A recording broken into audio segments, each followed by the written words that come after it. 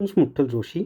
या व्हिडिओमध्ये आपण मुंबई उच्च न्यायालयामध्ये शिपाई पदासाठी पात्र आणि अपात्र उमेदवारांची जी यादी प्रसिद्ध झालेली आहे, ती वेबसाईटवर मुलांना मिळत नाही आहे. तिथं वेगळाच काहीतरी मेसेज येत आहे. मग ती यादी तुम्हाला कुठे मिळेल, तीच माहिती आपण या व्हिडिओमध्ये पाहणार आहोत. रात्रीपासून उमेदवार परेशान आहेत, तर तीच माहिती मी तुम्हाला या ठिकाणी देणार आहे. व्हिडिओ शेवटपर्यंत पहा. या व्हिडिओला सर्वांनी लाईक करा, शेअर करा आणि विठ्ठल जोशी जे आपले यूट्यूब चॅनल आहे ते सबस्क्राईब करा.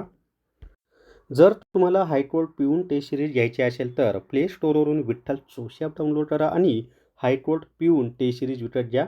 याच्यामध्ये 200 प्लस GSTमध्ये 66 फुल टेस्ट आणि टॉपिक वाईज टेस्ट मिळून 100पेक्षा जास्त टेस्ट यामध्ये ऑलरेडी दिलेले आहेत. निश्चितच तुम्हाला फायदा होणार आहे. तर या ठिकाणी पहा, आपलं जे विठ्ठल जोशी नावाचं टेलिग्राम चॅनल आहे ते जॉईन करा. त्या ठिकाणी गेल्यानंतर सर्वात खाली मी आत्ताच किती 10:47 ह्या याद्या टाकल्यात पहा.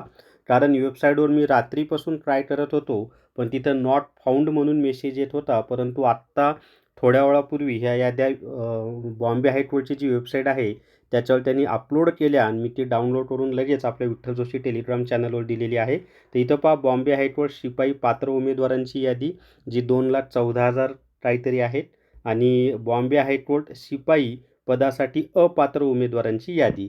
तसंच तुम्हाला लिपिकच्या याद्यासुद्धा वर दिलेल्या आहेत पहा. आणि जर तुमचं नाव टाकून नाव सापडत नसेल तर नाव न टाकता रजिस्ट्रेशन नंबर टाका. तुम्हाला तुमची माहिती मिळून जाईल, पात्र यादीमध्ये आहात की अपात्र यादीमध्ये आहात. वाहन चालकची सुद्धा पात्र उमेदवारांची यादी दिलेली आहे.